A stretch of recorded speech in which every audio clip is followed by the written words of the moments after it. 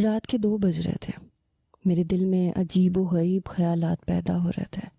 میں جانتا تھا کہ ساتھ والے کمرے میں میری 18 سالہ جوان خوبصورت سالی موجود ہے، جو میری ہر خواہش کو پورا کر سکتی ہے، اور بس یہی سوچ مجھے میرے بستر پر آرام سے لیٹنے نہیں دے رہی تھی۔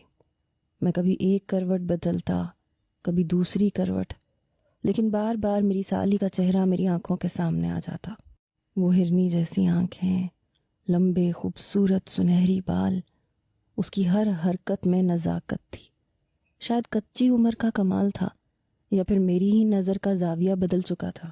میں نے اپنے دماغ کو جھٹکنا چاہا، موبائل فون اٹھا کے کافی دیر استعمال کرتا رہا، لیکن پھر بھی بار بار دل میں یہی خیال آ رہا تھا کہ اگر میں چاہوں تو سب کچھ حاصل کر سکتا ہوں، اور میں اس بات پہ دسترس بھی رکھتا تھا کہ بآسانی اس کے کمرے میں چلا جاتا۔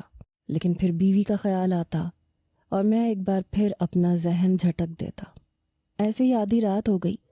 پھر جب میں تھک ہار کے اٹھ کے بیٹھا تو میری نظر اپنی برابر میں لیٹی ہوئی بیوی پہ پڑی، جو پوری طرح خراٹے لے رہی تھی۔ میں جانتا تھا کہ جس قدر گہری نیند وہ سو رہی ہے، صبح سے پہلے تو اس کی آنکھ نہیں کھلے گی۔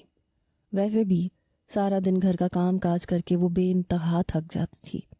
میں نے غور سے اپنی بیوی کو دیکھا۔ زمانے بھر کی تھکن اس کے چہرے پہ تھی، آنکھوں کے نیچے ہلکے پڑے ہوئے تھے، بچوں کی پیدائش کے بعد بال جھڑ چکے تھے، اور ایسا لگتا تھا بس ایک پتلی سی پونچھ باقی رہ گئی ہو۔ سارا دن گھر اور بچے کے پیچھے بھاگ بھاگ کے وہ اس قدر تھک جاتی کہ گھڑی کے 11 بجاتے ہی گہری نیند کی آغوش میں چلی جاتی، اس بات سے بے خبر کہ میرے دل میں کتنے ارمان ہیں۔ میں اس کا وقت چاہتا ہوں، اس کی توجہ چاہتا ہوں۔ ابھی میں غور سے اسے دیکھتے ہوئے سوچ ہی رہا تھا